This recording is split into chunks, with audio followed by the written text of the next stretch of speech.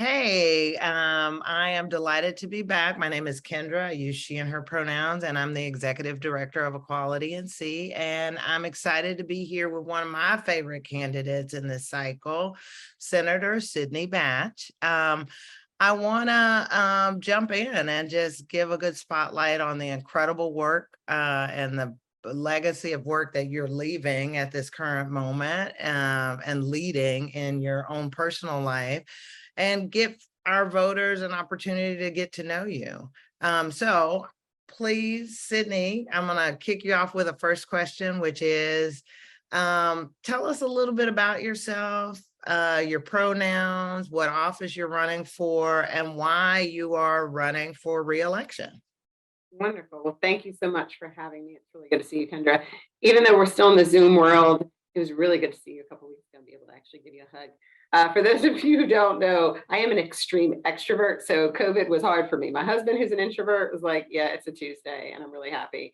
And for me and my 9-year-old, he's like, we're not extroverts, Mom. We're ultraverts. Like, we love people and we get our energy from people. So I wish we were in the same room, but it's really good to see you. My pronouns are she and her, and I represent Southern Wake County in the State Senate District 17. And so that's Holly Springs, Apex, Pequay Varina, Willow Spring, a little bit of Cary, a little bit of Garner, and the Wake side of Anger. And so it's been a whirlwind. I was in the House in 2019, moved to the Senate and got appointed in January, and have really enjoyed being in the Senate. When I'm not wearing that hat, I'm a mother of 2 very active and busy boys who keep me young and soon to be gray haired. They are 9 and 11, and they've been used to this political game since they were 5 and 7. And so they're real troopers. And they make lots of sacrifices by not seeing me. My 9-year-old just told me the other day, he's like, I've only seen you for 6 minutes. I'm like, November 8th is almost here, baby, and you will go back to some quasi-normalness. So I'm really happy to have 2 wonderful boys. And then I'm also an attorney and a social worker. So I practice family law and child welfare law.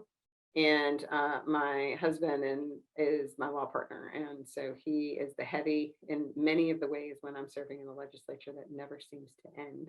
And so it's been really great to be able to have his partnership and taking care of my kiddo as well. I'm down at the legislature trying to take care of the state of North Carolina. And ensuring that you all continue to eat, because Yeah. the salaries are not that great. So tell me what calls you to service in this role? Why are you continuing to seek election in the North Carolina General Assembly? That's a great question. So I think, my kids are 5 and 7. The second time I was asked, a little unknown fact is that women have to be asked on average 7 times before they'll say yes to running for office, right? Most men don't even have to be asked. They're like, why not? And with us as women, we're oftentimes, why? Like, there are so many other things, and we have to feel like everything is perfect for us to do that. And so I was asked when they were 1 and 3, and my response was, my children are 1 and 3, no. So they came back, kept me on the list, and I was actually recruited by 2 pro-choice women organizations who want more women in elected office. In the General Assembly, we are not reflective of the diversity in our state. And so the vast majority of electeds in the state legislature are older and white and majority men. So there's only 25% of women that serve. There's about 25% of people of color. We don't have representation. We, on the Democratic side, have representation in our LGBTQ community. In the Senate, actually, we have 2 members that are coming in, which is great. So we're adding to the ranks of the diversity that's so important in the state. And so when I finally started thinking about the reasons why I would run, it basically came back to, I really believe that a good government should look like the people it serves. And we continually have, because of the structure and the way that it's set up, is not set up for people from all walks of life to be able to serve in the legislature. And I have the very good fortune of being my own boss. My husband always says that, how bad can my day be? I didn't get fired. And so I have the ability to go and serve in the legislature and have my other law partners help me, because it's very difficult to do. But the families that I represent in the child welfare system, the families I represent in the court system through family law, they're struggling with everyday issues. And when I looked up to, busy raising kids and trying to get them off to school, when I looked up, I recognized the state that I've been really proud to have lived in throughout my life.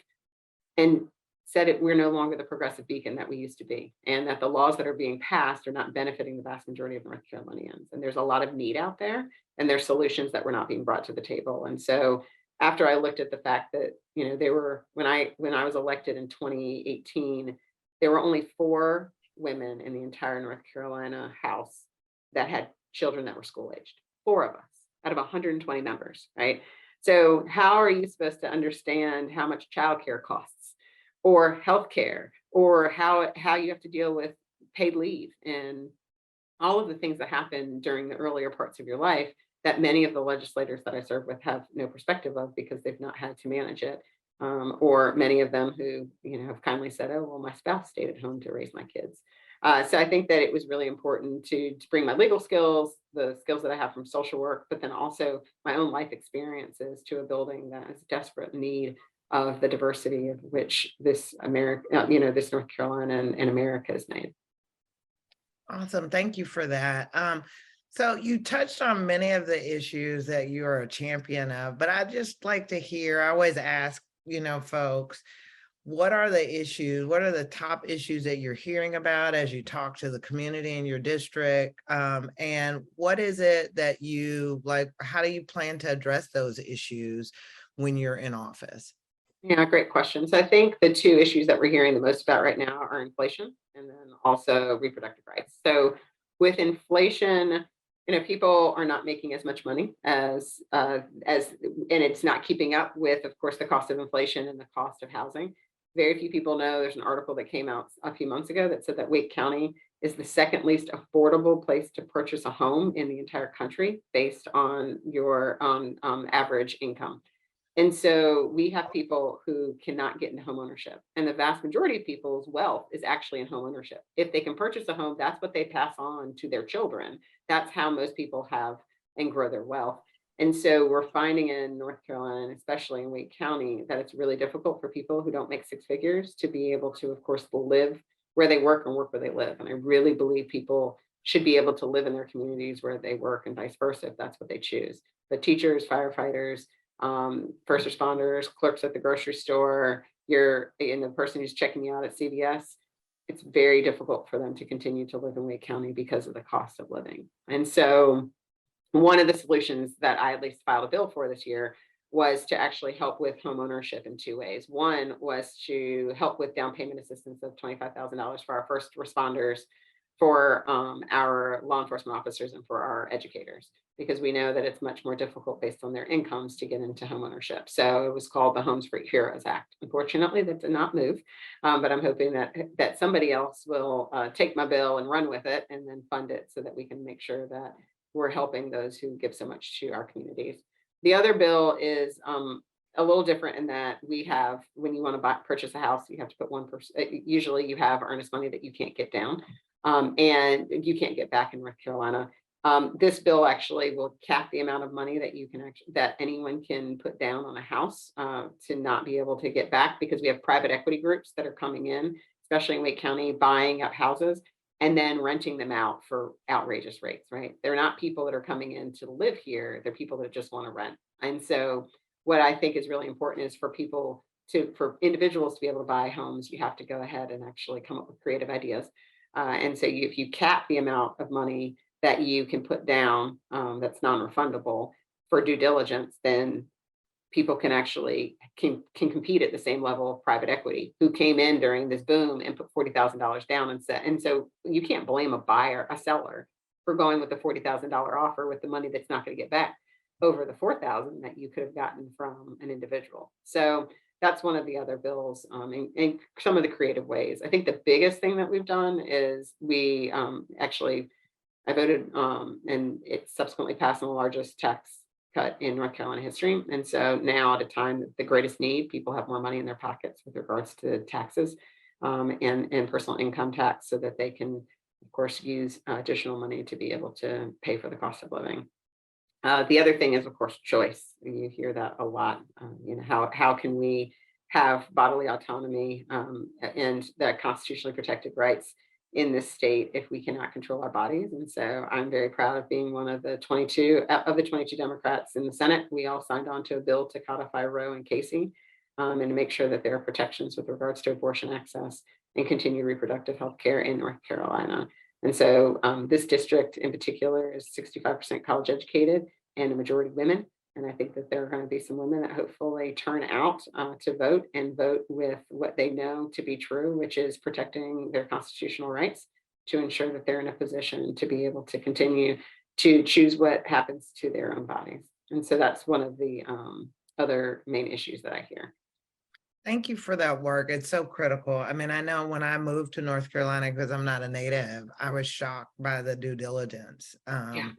requirements. And my agent actually told me that the highest that she'd encountered selling homes was $30,000 in due diligence money. And I'm like, who has Right. $30,000 that they can just lose? That they could just walk away from, right? Yeah, private equity. That's who has Not it, me, not me. right? Yeah. Yeah, not me at all. And that's why I was like, and I was sitting there, Senator Garrett out of Guilford County, and I were just talking about this, and we said it doesn't make sense because if you take away the incentive of companies to be able to compete, most people, most home buyers want to actually sell their house to a person who will live in it, Right. not some big investment company. So one of the ways to at least equalize the playing field is by capping that due diligence. And again, like you said, I don't know people who can just walk away from $30,000 like it's nothing. No. I can't. I don't have $30,000 to give you. I mean, I couldn't walk away from 5 or 10, you know? Right. So, yeah. So I appreciate your just zeroing in on the issues that are most impactful to the community right now, because we see a lot of measures that are being put out that have nothing to do with common people and their day-to-day survival, especially bodily autonomy, being able to make the decisions about our own bodies, whatever they are, without the government being involved. So thank you so much for your efforts in that regard. I want to talk next a little bit about something that is related, but LGBTQ allyship. You know that this is for us the highest, we've had the highest number of bills on record, particularly attacking trans youth and gender nonconforming folks in schools, again, around bodily autonomy and healthcare access, with over 450 this year alone nationwide. You know, why does allyship matter to you, to the LGBTQ plus community? And, you know, what would your support look like? I've seen it already, but what would it look like if you were reelected? Yeah. No. So it's important because, again, it goes back to what I really believe. We are such a diverse state and a diverse country. If you don't have all the voices in the room, you're ignoring those individuals, right? The old adage of if you're not at the table, you're on the menu. And you need to have all those different life experiences. I don't know what it is to be a white man, right? But white men do, and they can speak to that. I don't know how it is to be a person in the LGBTQ community. So therefore, I am an ally and rely on my colleagues and rely on other people in the community to tell me what legislation has unintended consequences that many people don't even think about. And so I think that, you know, we have to get to a point where we are in a position in which we are fighting for everyone to be able to love who they want to love, have the jobs that they want to have without being fired because of how they identify or who they love, right? My opponent right now actually says that it's fine to discriminate against people in the LGBTQ community. He says it's fine. We don't think that it needs to be a protected class. We have to go back to a place in which we respect people and their decisions.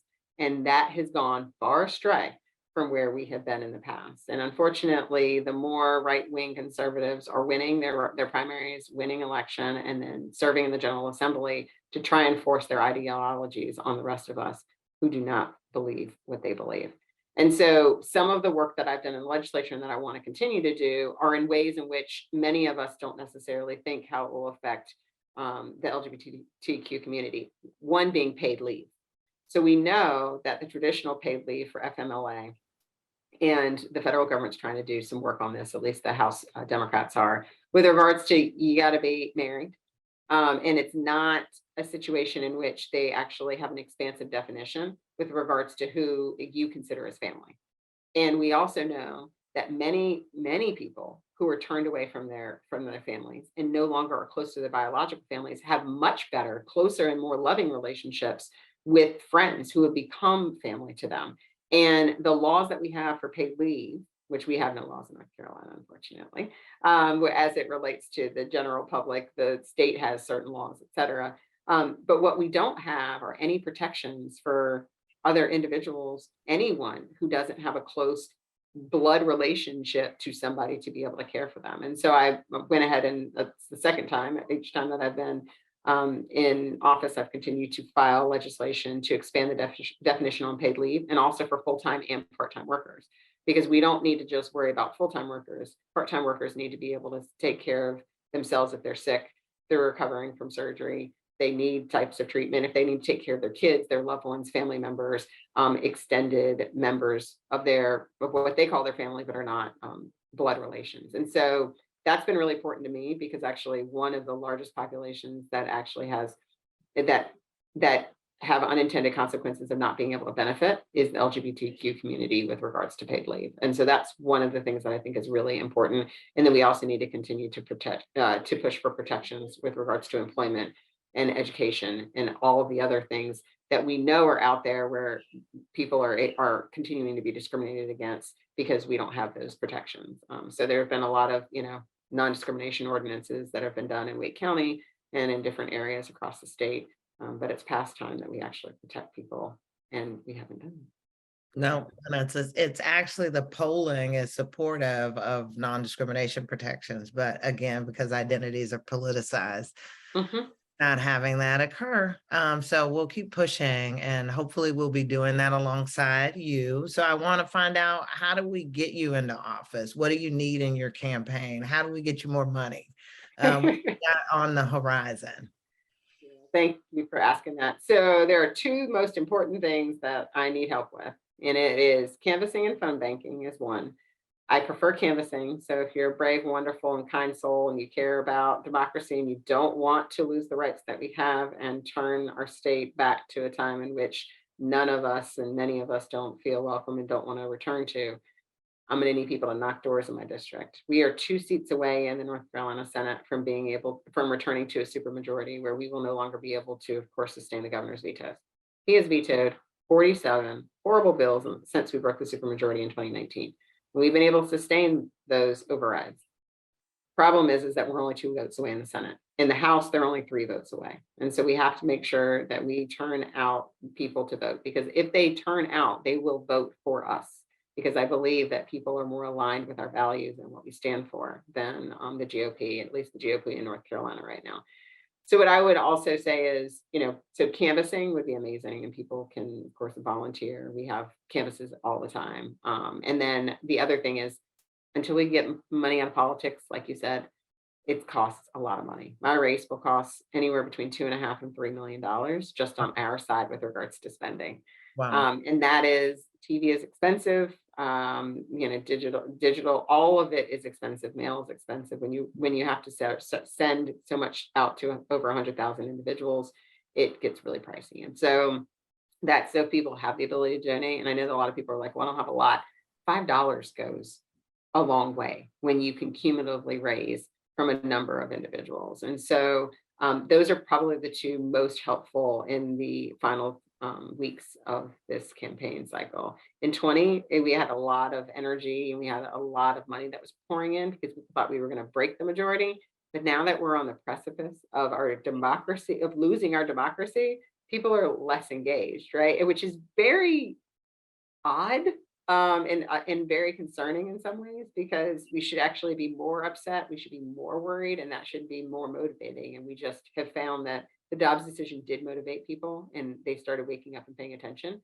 But that's not going to be the only, that can't be the only thing that we have. We have to really worry about voting rights. We have to worry about all of the legislation, like you just talked to, that's anti-LGBTQ. We have to talk about education and access to healthcare in this country and in this state in particular, where we don't have Medicaid expansion, right? So those are the things that I think are really important for us to be talking to voters about, and to really impart on them the importance of voting in this election.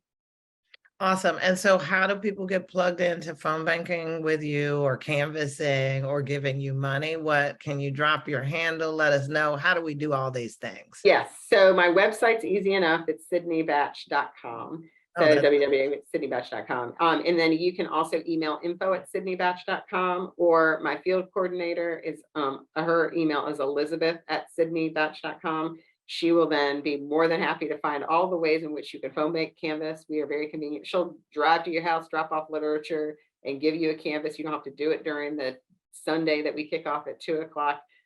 We just are very grateful and thankful for all the volunteers who are willing to take their time to fight. I've always said that democracy has never been free. It's been free for white men, but it has never been free for women and people of color. And so we have to fight for the democracy that we want to leave for generations, and the ones that we want to live in. And part of that part of paying it forward in our democracy is doing more than just voting. Voting is important. It's not the only thing that you can do.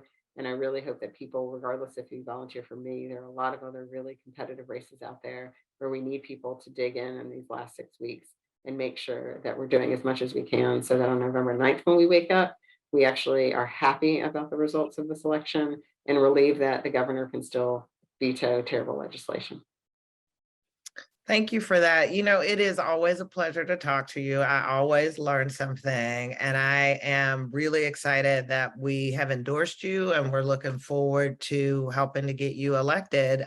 So thanks for taking the time today. Drink a lot of water, try and get as much sleep as you can, give your kid more than 6 minutes over 2 days. But thanks for being here with us. And you heard it. Find out more about Sydney and the things that matter to her, and that what she's heard from the community at sydneybatch.com. Thanks so much for being here with us, and best of luck with your campaign. Thank you. And thank you so much for your endorsement and your support. I'm very grateful for it.